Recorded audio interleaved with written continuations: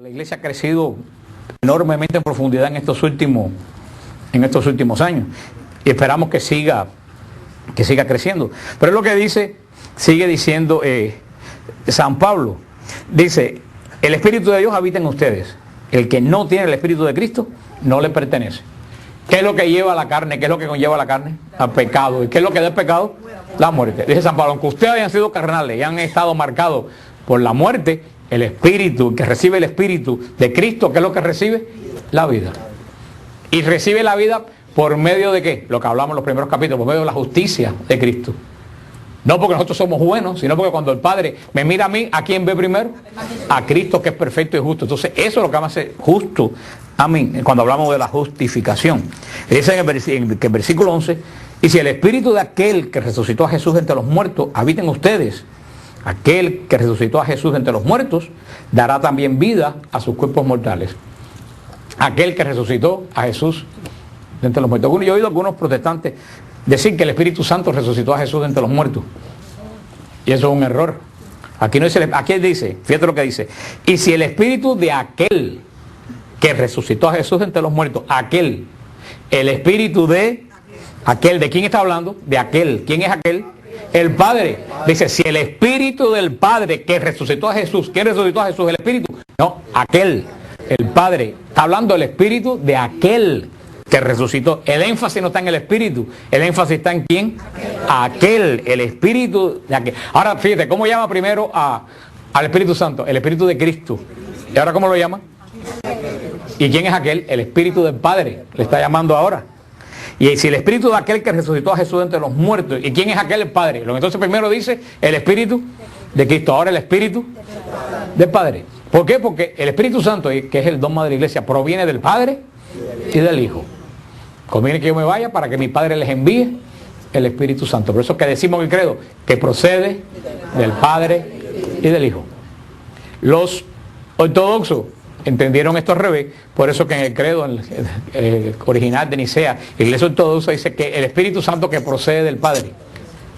No dice, ellos no dicen que procede del Padre y del Hijo. Y eso fue una de las primeras controversias con la iglesia ortodoxa, porque ellos dicen, es una cuestión un poco enredada teológica, que se lo voy a explicar para no enredarlo más de lo que están, pero ellos dicen que el problema es que cuando se dice del Padre y del Hijo, se minimiza un poco el orden de Dios, que emana ¿de quién?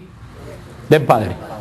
Del Padre. Es lo que ellos dicen, que la monarquía del Padre se minimiza un poco cuando dice que procede del Padre y del Hijo, por eso dicen que procede del Padre. Ahora tú le dices a un ortodoxo, el Padre y el Hijo y el Espíritu Santo es un solo Dios. Sí, entonces lo que procede del Padre procede también ¿de quién? Del Hijo. Y ellos lo aceptan, pero es un problema de semántica. O sea que ellos no están mal, ni nosotros tampoco estamos mal. Nosotros acentuamos más el sentido trinitario del envío. El Espíritu procede del Padre y del Hijo, porque el Padre lo envía, pero el Hijo tiene primero que irse para que el Espíritu Santo, conviene que yo me vaya, para que el Paráclito venga sobre ustedes. Dice, si el Espíritu del Padre resucitó a Jesús entre los muertos, si tú estás muerto por el pecado, el mismo Espíritu del Padre te va a resucitar a ti. Es lo que dice, es lo que quiere decir San Pablo en esta carta. Es lo que sucede con toda la persona que se arrepiente. Con toda persona que se arrepiente, ¿qué es lo que sucede? El Espíritu del Padre, el Espíritu Santo, ¿qué cosa? Lo resucita espiritualmente. Porque cuando uno peca, para Dios está muerto. Por eso, por medio del arrepentimiento, por medio de la confesión, podemos decir que es una segunda resurrección. Dice San Pablo en el versículo 12. Así que, hermanos míos, no somos deudores de la carne para vivir según la carne. Pues si vives según la carne, morirás. Pero si con el Espíritu haces morir las obras del cuerpo, vivirás. ¿Qué es lo que dice San Pablo? No le debes nada a la carne para vivir en la carne. Lo que dice San Pablo. Tú dices, cuando tú vivías en la carne, ¿qué es lo único que tú tenías? Líos, problemas, angustia, falta de paz, miedo al futuro, pleito, que si aquel me dijo, que si aquel no me dijo, que si me enfermo y me muero, que si me quedo sin... Conchita, te voy a dar con la Biblia en la cabeza. José, no te rías mucho, que tú estás en remojo también. para Biblia azul. Miedo. ¿Qué dice San Pablo? Eso es lo que ustedes le deben a la carne. ¿Ustedes le deben algo bueno a la carne? No. Dice San Pablo, ¿a quién ustedes le deben? Al Espíritu. Dice, ¿qué es lo que trae la carne? Muerte. Dice, pues si siguen en la carne, se van a morir. Y la muerte más horrible de todas. Porque la muerte más horrible de todas no es que te mueras físicamente, la muerte más horrible de todas es que te mueras espiritualmente. Y puedes estar caminando por ahí, estar muerto hace 4 años. Como algunos que conocemos que andan por ahí. Que andan caminando pero se murieron. No tienen esperanza, no tienen ilusión, no tienen paz, no tienen alegría, no tienen nada. Esos se murieron por anticipado. Por eso dice, si vives según la carne, te vas a morir. Dice, pero si vives en el Espíritu, dice, el Espíritu mata las obras del cuerpo y vives. Y es lo que hemos hablado, que San Pablo va a hablar en Colosenses, la batalla entre ser carnal y ser espiritual. Sigue diciendo en el versículo 14, en efecto, todos los que se dejan guiar por el Espíritu de Dios son hijos de Dios. Esto es muy importante, si lo tienen sobre sus rayos en el versículo 14. Todo el que se deja guiar por el Espíritu de Dios son hijos de Dios. Ahora, ahí es donde está el asunto. Nos dejamos guiar por el Espíritu de Dios. Nos dejamos guiar, versículo 14. O tú quieres hacer lo que a ti te dé tu realísima gana. Dice, todo que se deja guiar por el Espíritu de Dios es hijo de Dios. Ahora el problema es cómo dejarnos guiar por el Espíritu de Dios. Ahí es donde viene la pregunta, ¿cómo guiarnos por el Espíritu de Dios? Primero tenemos que conocer la Escritura. Si tú no conoces la Escritura, ¿cómo tú vas a saber cómo vivir de acuerdo al Espíritu de Dios? Y no solo tienes que conocer la palabra, porque hay gente que se sabe la palabra completa y no la aplican a la vida. Es conocer la palabra de Dios y estar atento a la voz del Espíritu de Dios, que habla de muchas y muy diferentes maneras. Y ahora la gente que me pregunta, ¿y cómo yo sé si el que me está hablando es el Espíritu de Dios o no es un otro espíritu raro por ahí? María hizo un punto, pero antes que eso, que es cierto lo que dice María, antes la cosa muy importante, tenemos que pedir el más importante de los dones después del amor, por supuesto. ¿Cuál es el don más importante después del amor? Discernimiento. Yo no entiendo que si un católico no tenga discernimiento, un cristiano que no tenga discernimiento, verdaderamente que no lo entiendo. Yo se lo digo a todo el mundo, hay que pedir, y no hay que ser carismático, porque los dones para todo el mundo. Hay que decir, Señor, dame el don de discernimiento. ¿Qué es lo que da el don de discernimiento? La capacidad de saber si lo que tú recibes viene del buen o del mal espíritu. Si tú no tienes discernimiento, tú nunca vas a saber de dónde viene lo que tú estás sintiendo. Cuando tú recibes discernimiento, te puede parecer una cosa muy piadosa, pero hay algo que tú dices, acá hay algo que no me huele bien. Puedes estar leyendo un libro muy bonito de la Virgen María, y tú empiezas a leer y dices, yo no sé. Esto luce muy bien, pero hay algo aquí que no me... Entras a un lugar, una casa de visita, y tú sientes que hay algo ahí que a ti... Y la casa está muy lujosa, y tú dices, hay algo aquí que me ahoga. No. Ese es el don de discernimiento, que te dice que viene del buen y del mal espíritu. Yo creo que ese es un don que todo el mundo tiene que pedir. Si puedes pasar un seminario de vida en el espíritu, mejor, porque ahí tú lo recibes. O tienes don de discernimiento, tú sabes lo que decía María. Todo lo que viene de Dios te da paz. Punto. Eso no falla. Si algo a ti te quita la paz, eso no viene de Dios. O cuidado, no vaya a ser que tú no seas de Dios, entonces la cosa de Dios te quite la paz. Pero bueno, esos casos extremos. Sí, porque si tú tienes una opresión demoníaca o cualquier cosa de Dios te quita la paz. Pero estamos hablando de cristianos regulares, ¿no? Ya que han crecido en el Espíritu. Todo lo que viene de Dios te da paz. Y la otra característica, todo lo que viene de Dios une. Cualquier cosa que venga de Dios y causa cualquier tipo de desunión, eso no viene de Dios. Desunión entre otros o desunión entre ti mismo, porque puede causar desunión entre ti mismo.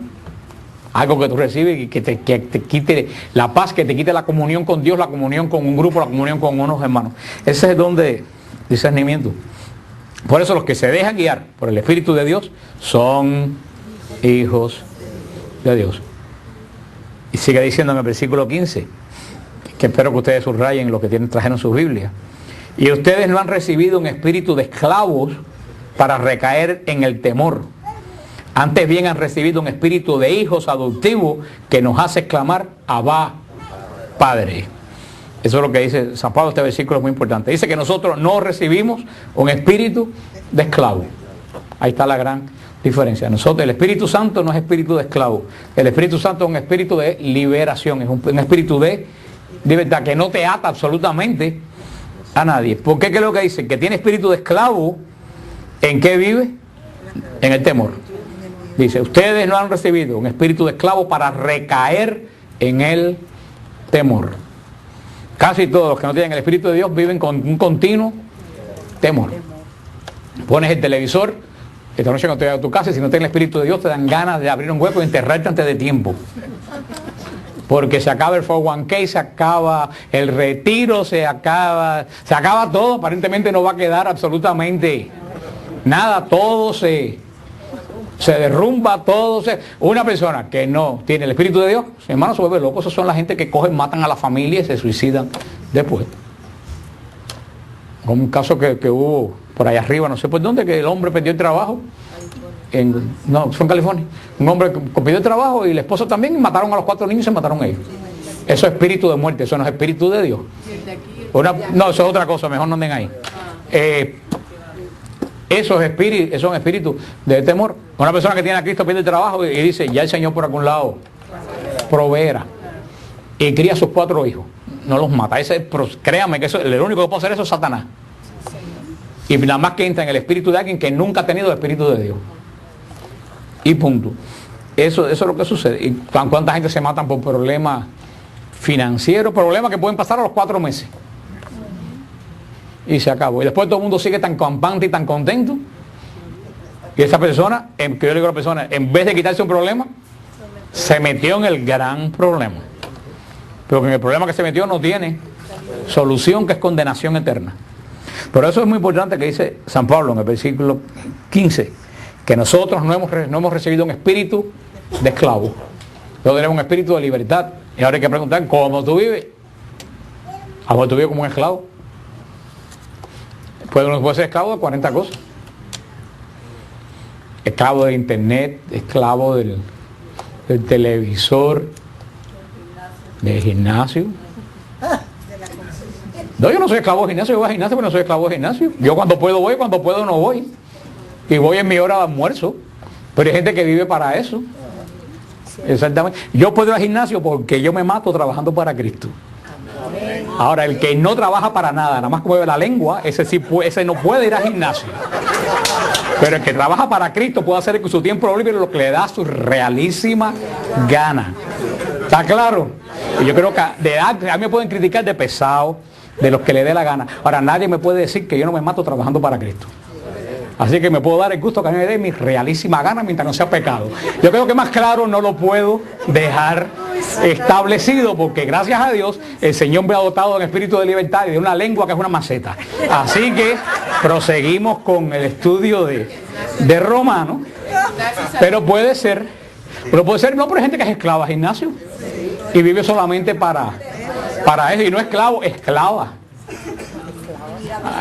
Y tú no puedes ser esclavo. No dejen que el demonio lleve lo que estamos hablando por otro camino, que muchas veces eso es lo que él busca. Puede ser un espíritu de esclavo de cualquier cosa, de temor, de depresión. Hay personas que no solamente tienen depresión, sino que busca la depresión. Y están locos buscando un motivo para tener depresión. O sea, es lo que dice el Señor, es lo que dice San Pablo. El Señor nos ha dado un espíritu de esclavitud, porque el que tiene espíritu de esclavitud recae en ¿qué? En el temor. Y ahí es donde tenemos que tener en cuenta cuando uno tiene espíritu de esclavitud. Cuando tú tienes temor. Y a veces que le digo a las personas, inclusive que están en estos programas cristianos y católicos de salir de la droga, que muchas veces le dicen, siguiendo la teoría de los 12 pasos, que hará mucho bien a las personas que no son creyentes pero no tienen espíritu cristiano, que dicen, no, si tú eres un adicto tú vas a ser siempre un adicto. Digo, no, mentira, el Señor sana Si el Señor te sanó de la adicción, tú no vuelves a ser adicto más nunca en tu vida. Punto. Pero no podemos dejarnos de coger con ese espíritu. No, yo soy adicto y yo soy adicto, porque usted no es adicto, usted el Señor lo limpió. Y si no te limpió, porque tú eres un descarado y estás aguantándote del cuento de la adicción para seguir en la misma tontería. Punto. Pero cuando el Señor sana, nos quita espíritu de temor. Y dice que pone en su lugar nos pone el espíritu de hijos adoptivos de Dios, que nos hace exclamar, Abba, Padre. Ese es el clamor que sale del espíritu de una persona que ha sido libre. Y es la gran diferencia. Una persona que tiene espíritu de temor se acerca a Dios ¿con qué? Con miedo, con temor. Dios me va a castigar. Yo creo que Dios me está castigando. Yo creo que en espíritu de temor llega a Dios con miedo. El que tiene espíritu de libre, que tiene el espíritu de Dios, ¿qué es lo que le dice a Dios? Papá. Punto. Y un hijo, por muchas cosas malas que haya hecho, sabe que siempre las puertas de la casa de su padre están abiertas. Porque si las puertas del padre siempre no estuvieran para el hijo, fuera un padre malo. Y por eso tú ves que tú le dices a 40 madres, 40 padres, pero botas vago ese, ¿qué es lo que te dice? Es mi hijo. Y ante esa respuesta, no hay nada que decir. Porque es realidad. Esa respuesta basta por todo lo demás. Y si aplicáramos eso a Dios, pero que no aplicamos a Dios, tú sabes cuando tú vienes a Dios después de 40 trastadas, ¿qué es lo que dice el Señor? Es mi hijo. Es mi hijo. Si viene, tengo que recibirlo. Eso es lo que dice. Y eso muchas veces el espíritu de esclavitud que tenemos que no nos hace ver eso. Esas son la gente que dicen, yo no tengo arreglo, yo no tengo perdón de Dios, Dios a mí jamás me va a perdonar. Y muchas veces eso es soberbia espiritual. Es decir, yo soy tan malo, pero tan malo, soy más malo que el demonio. Soy tan malo que el Señor nunca me va a perdonar. Eso es una cosa que mucha gente yo he visto que... Y es más, y es cierto. Si tú crees que el Señor no te va a perdonar, no te perdona. Porque el primer paso para que Dios te perdone es saber que Él perdona. Pero eso es muy importante. El espíritu de libertad que mora en nosotros, que nos hace llamar a Dios Padre. Ese concepto de llamar a Dios Padre es un concepto revelado por Jesús. Porque en Israel nunca se llama a Dios Padre. ¿Cómo se llama a Dios en Israel? Señor. No, ni Abba, para nada. Eso fue un concepto nuevo de Jesús. En Israel se le llama a Dios Señor. Punto. ¿Y cómo venían los israelitas a Dios? Con temor, con ofrendas, con sacrificios, con temor. Si ustedes leen todo el Antiguo Testamento, todo capítulo que tú lees del Antiguo Testamento, te das cuenta del temor de Israel hacia Dios. Era una relación con Dios, de la ira de Dios, el temor de Dios, el Dios que castiga, el Dios que era una relación de castigo y de temor. Jesús es el primero que se atreve en Israel de llamar a Dios Padre. A nosotros es muy común por el Padre Nuestro, porque llevamos muchos siglos llamando a Dios Padre, pero eso no era propio de la cultura judía. Por eso fue una innovación cuando Jesús en la oración que enseña llama a Dios Padre. En todas las oraciones de Israel comenzaba con la palabra Adonai, mencionando el nombre de Dios, pero como Adonai. Jesús comienza el modelo de oración cristiana no llamando a Dios Señor, sino llamándolo Padre. Y llamándolo de la forma Abba, que es como los niños llamaban a los padres, que vamos a decir papá o papi. Es como Jesús. Por eso los judíos dicen que lo querían matar, porque ellos decían, este hombre está llamando a Dios, que es su... Pero ¿de dónde nace eso? De la confianza que tenía Jesús, de que Dios verdaderamente era su Padre. Dice San Pablo, si tú tienes esa confianza en Dios, ese mismo espíritu de confianza puede venir a ti. Por eso, pero todo eso, ¿qué cosa es quién lo hace? ¿Qué es lo que lo hace? El Espíritu Santo de Dios. Por eso San Pablo dice continuamente, si tú estás bautizado, tú todavía no eres cristiano del todo. ¿Qué es lo que te falta? El Espíritu Santo de Dios. Y no recibirlo porque tú lo recibes en el bautismo. En el bautismo recibimos todo el Espíritu Santo, sino vivirlo, que es la gran diferencia entre recibirlo y vivirlo. Todo el mundo lo recibe en el bautismo, pero no todo el mundo lo vive. Esa es la gran tragedia de la Iglesia Católica, que tiene una masa gigantesca de millones de miembros que han recibido el Espíritu Santo en el bautismo, pero no lo viven. Y lo más triste del caso es que no mucha gente se lo recuerda. El Papa se aburre de decirlo, pero inclusive yo creo que mucha gente, y no sé, me atrevo a decir algo, que mucha gente en la iglesia que le tiene miedo al Espíritu Santo. Que le tiene miedo al Espíritu Santo. Hay gente que le tiene miedo al Espíritu Santo y por lo tanto lo rechaza. Y ese rechazo cae al movimiento carismático porque le tienen miedo. Porque saben que si algo transforma en la vida de uno cuando tú recibes al Espíritu Santo. Mucha gente tiene miedo de ser transformado, porque saben que tienen que dejar una pila de cosas detrás. Y ese miedo hace que rechacen el Espíritu Santo de Dios. Y por eso muchos grandes santos han sido rechazados, como San Francisco, Santa Teresa. Toda la gente que ha recibido el Espíritu Santo y lo ha manifestado, siempre ha habido un grupo de gente dentro de la misma iglesia que lo rechazan. Porque no están rechazando a la persona, están rechazando al Espíritu Santo. Y no están rechazando al Espíritu Santo porque no crean en Él. Están rechazando al Espíritu Santo porque sabe que el Espíritu Santo amenaza, ¿tú sabes qué cosa? Su comodidad. Hay muchas cosas que tienen que dejar detrás y recibe el Espíritu Santo de Dios. El Espíritu, dice que en el versículo 16, el Espíritu mismo se une a nuestro espíritu para dar testimonio de que somos hijos de Dios.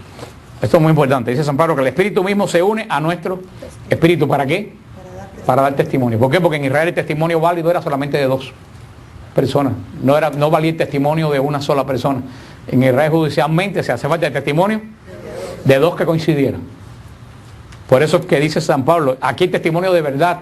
¿Por qué? Porque se une mi espíritu con el Espíritu Santo. Ya válidamente en Israel, dos espíritus que dan testimonio es válido. ¿Y de qué da el Espíritu Santo y mi espíritu? ¿De qué dan testimonio? A ver, de que somos hijos de Dios. Y si mi espíritu y el Espíritu Santo coinciden y dan testimonio de que somos hijos de Dios, ¿tú sabes qué quiere decir? Que yo verdaderamente soy hijo de Dios. Y fíjense, lo dice San Pablo en el versículo 17. Y si hijos, también herederos. Herederos de Dios y coherederos con Cristo. Ahí que dice, donde está la parte importante, dice San Pablo, si el Espíritu Santo da testimonio con tu espíritu de que tú eres hijo de Dios, eso es lo que uno tiene que preguntarse. Da el Espíritu Santo testimonio conmigo de que yo soy hijo de Dios. Ojalá, porque a lo mejor tú crees que eres hijo de Dios, pero tú sientes que el Espíritu Santo te dice todavía te falta bastante. Porque a veces me dice, oh, yo soy un hijo total de Dios, pero algo dentro de ti te dice, todavía, busca aquí y busca aquí. Por lo menos el Señor, bueno, por lo menos estoy en el camino. Pero dice, si tú eres hijo de Dios, somos herederos. ¿Y herederos de quién? De Dios. Si somos herederos de Dios, dice San Pablo, somos coherederos con Cristo. ¿Qué cosa es un coheredero? Como dice Lucía, dos personas que comparten una misma herencia. Si alguno de ustedes tiene mucho dinero, muere y quiere dejarme parte de su herencia, me hace a mí coheredero, lo cual me vendría muy bien. Pero desafortunadamente no creo que aquí pise nadie de que tenga nada, déjame herencia que a mí me interesa. A no ser que tenga, dice María, que tenga algo escondido por ahí que yo no sepa. Pero coheredero es una persona que tiene la misma herencia que usualmente le deja una persona que tiene que donar. Por eso dice San Pablo, hay una herencia que yo comparto con Cristo de Dios. ¿Y cuál es la herencia que yo comparto con Cristo de Dios? Bueno, por supuesto, como dice María Marta, primero que nada, de hijo de Dios. Pero somos hijos de Dios, compartimos la vida eterna. Eso es lo primero que yo comparto con la herencia de Dios, en la vida eterna. ¿Para qué tú quieres una pila de dones si te mueres y no lo puedes disfrutar? Eso es lo más importante de todo. ¿Para qué tú quieres que te deje una herencia? Como el Señor dice en el Evangelio, aquel que dijo, llené mis graneros, ahora voy a descansar. Y dice el Señor, insensato, esta noche te llevo. ¿De qué te sirve a ti ganar una herencia de millones de dólares si te mueres los 2 días? O sea, yo creo que, y por eso que la gente dice, bueno, que se gana la lotería, que le regalan algo, que tenga, ¿qué cosa? Salud para disfrutarlo. Y eso es lo más importante. ¿De qué te vale tener paz, gozo, alegría, todas las bendiciones del mundo si no tienes vida? Por eso la primera herencia que recibimos como coherederos de Dios en Cristo es la vida eterna. También, ¿qué otra cosa recibimos en coherencia con Cristo? La resurrección de la carne. Cristo resucitó entre los muertos. Eso es nuestra esperanza. Y dice San Pablo, Cristo es el primero de todos los resucitados. Nosotros vamos a resucitar de una forma que no sabemos. También con Cristo compartimos no solo la vida espiritual, sino la vida, la esperanza en una vida física. Cristo ya resucitó, nosotros vamos a resucitar. Y justo ahora, y con todo lo demás, imagínate todo lo que Cristo, como Hijo de Dios, puede haber recibido de Dios. Todo eso nosotros también lo recibimos. Hijos, como hijos adoptivos. Somos coherederos. Por eso tú puedes mirar en Cristo todo lo que recibió Cristo del Padre, y todo eso que recibió Cristo del Padre, tú lo puedes recibir. Si ¿qué? Si eres coheredero con Cristo. ¿Y cómo entonces coheredero con Cristo? Si el Espíritu de Dios mora en ti. Fíjate que está toda la clave que San Pablo está dando vuelta. Dice, Cristo murió por nosotros, estás bautizado, pero te falta algo. Te falta vivir en el Espíritu Santo de Dios. Y no, que no venga con el cuento ese de que no, ya yo lo recibí en el bautismo, porque entonces que existe un cuento de la viejita. Bueno, entonces que se te note. Porque si tú dices que tú tienes el Espíritu Santo de Dios, créeme, si hay una persona de la Trinidad que se nota, es el Espíritu Santo. El Espíritu Santo no se puede ocultar, porque el Espíritu Santo es transformador. Cristo te recibe aquí en la comunión y te transforma, pero es algo interno. La obra empieza del Espíritu, de adentro, pero el Espíritu Santo cuando cae es como un rayo.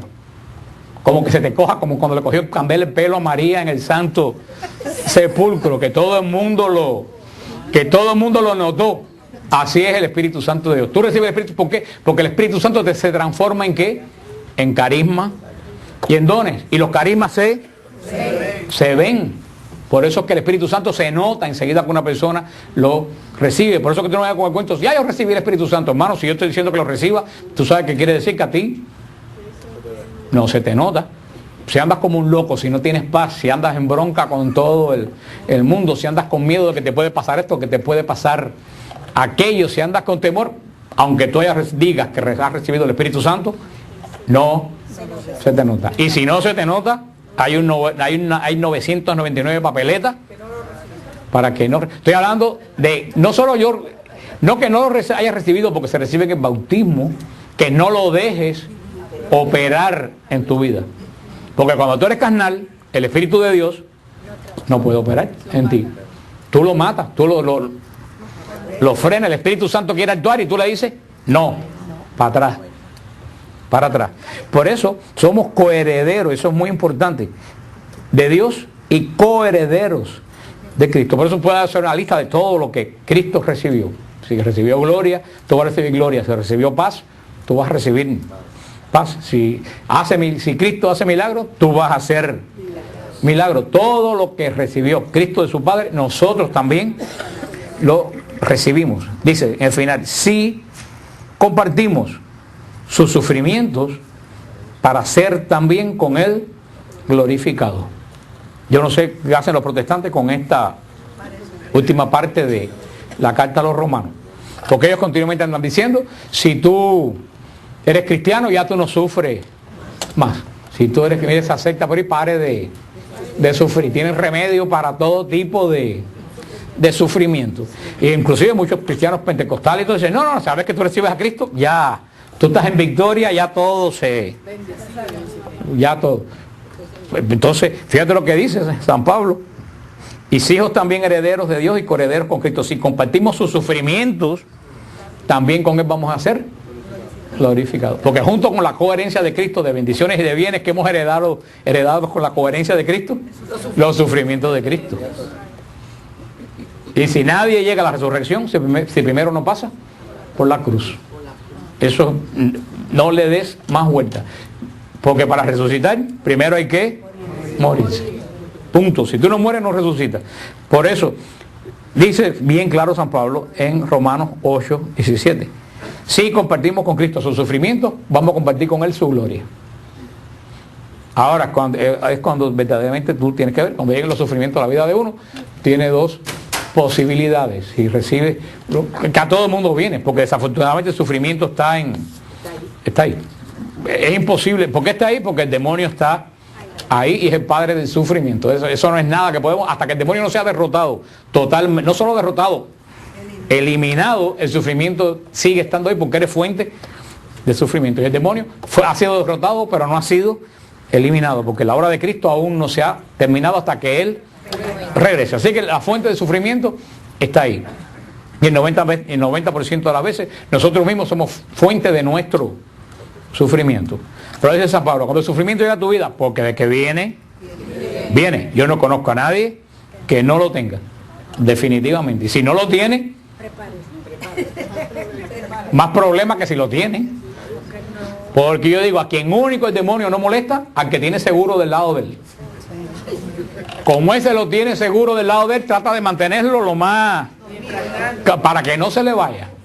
Mientras más problemas tengo, tú dices, seguro que estoy en el bando de los que están dando la batalla, porque si el demonio se toma tanto trabajo en molestarme, por algo debe ser. Cuando llegue el sufrimiento, de que llega, como les dije, tenemos dos opciones: o maldecir a Dios y morirnos espiritualmente, o unirlo a los sufrimientos de Jesús en la cruz para ser con Él glorificado.